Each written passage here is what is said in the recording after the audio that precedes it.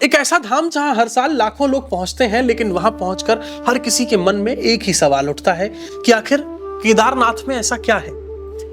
क्या 2013 की प्रलय में मंदिर का बच जाना सिर्फ संयोग था? क्या सचमुच 6 महीने बंद रहने के बाद भी मंदिर के अंदर दीपक जलता मिलता है? क्या पांडवों का भी इस मंदिर से कोई संबंध है? और क्या आने वाले समय में केदारनाथ धाम सचमुच विलुप्त हो जाएगा? नमस्कार, आप देख रहे हैं न्यूज फीड और मैं हूं शिवम यादव आपके साथ। और आज हम बात करेंगे केदारनाथ धाम से जुड़े उन रहस्यों की जो आस्था, इतिहास और विज्ञान तीनों को एक साथ जोड़ते हैं। केदारनाथ धाम क्यों इतना खास है? उत्तराखंड के रुद्रप्रयाग जिले में स्थित केदारनाथ धाम 12 ज्योतिर्लिंगों में से एक माना जाता है। समुद्र तल से लगभग 3500 मीटर से अधिक ऊंचाई पर स्थित यह मंदिर हिमालय की विशाल पर्वत श्रृंखलाओं के बीच खड़ा है। हर साल लाखों श्रद्धालु यहाँ बाबा केदार के दर्शन के लिए पहुंचते हैं, लेकिन केदारनाथ सिर्फ एक मंदिर नहीं है, यह आस्था और रहस्य का केंद्र भी माना जाता है। केदारनाथ मंदिर विशाल पत्थरों से बना है और आज भी इतिहासकार व वास्तु विशेषज्ञ ये जानने की कोशिश करते हैं कि आखिर इतनी ऊंचाई पर इतने भारी पत्थर पहुंचाए कैसे गए होंगे। क्योंकि जिस दौर में मंदिर के निर्माण की बात कही जाती है, उस समय आधुनिक मशीनें मौजूद नहीं थी और यही वजह है कि कई लोग इसे प्राचीन भारतीय इंजीनियरिंग का अद्भुत उदाहरण मानते हैं, जबकि कुछ लोग इसे दिव्य निर्माण से जोड़कर भी देखते हैं। पौराणिक मान्यताओं के अनुसार महाभारत युद्ध के बाद पांडव अपने पापों का प्रायश्चित करना चाहते थे। वे भगवान शिव से क्षमा मांगने निकले और कथा यह कहती है कि शिव उनसे नाराज थे और बैल के रूप में छिप गए थे।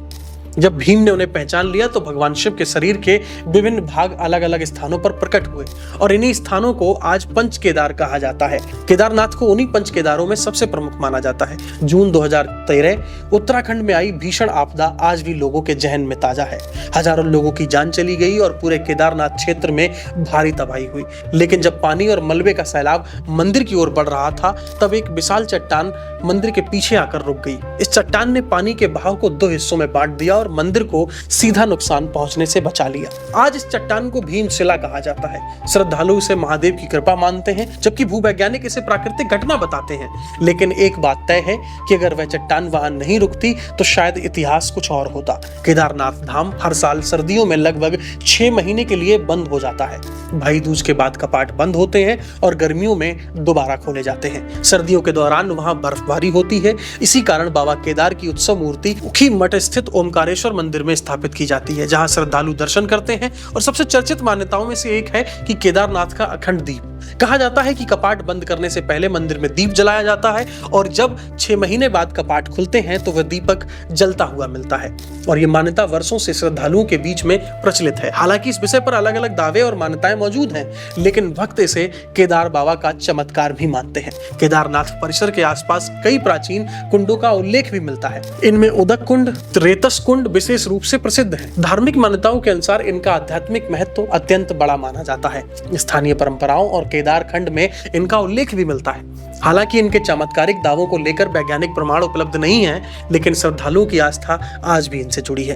कुछ धार्मिक मान्यताओं में यह उल्लेख मिलता है जब नर और नारायण पर्वत एक दूसरे से मिल जाएंगे तब केदारनाथ धाम विलुप्त हो जाएगा और यही पूरी तरह धार्मिक विश्वास का विषय है। वर्तमान में इसका कोई वैज्ञानिक प्रमाण नहीं है, लेकिन यह भविष्यवाणी वर्षों से लोगों के बीच चर्चा का विषय बनी हुई है। विज्ञान क्या कहता है?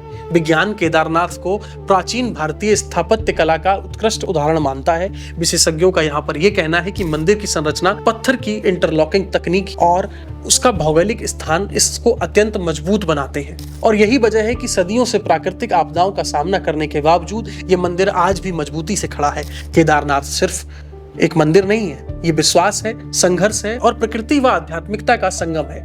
कुछ बातें इतिहास समझाता है, कुछ बातें विज्ञान समझाने की कोशिश करता है और कुछ बातें ऐसी होती हैं जिन्हें करोड़ों लोग सिर्फ आस्था के रूप में स्वीकार करते हैं। शायद इसी वजह से हर साल लाखों लोग कठिन यात्रा करके यहाँ पहुंचते हैं, क्योंकि केदारनाथ सिर्फ देखा नहीं जाता बल्कि उसे महसूस किया जाता है। मैं शिवम यादव हूं आपके साथ। और आप क्या मानते हैं? क्या केदारनाथ के ये रहस्य सिर्फ एक संयोग है या फिर सचमुच कुछ ऐसा है जो हमारी समझ से परे है? कमेंट करके अपनी राय हमें जरूर बताएं। मिलते हैं किसी अगले एपिसोड में, तब तक के लिए धन्यवाद। हर हर महादेव।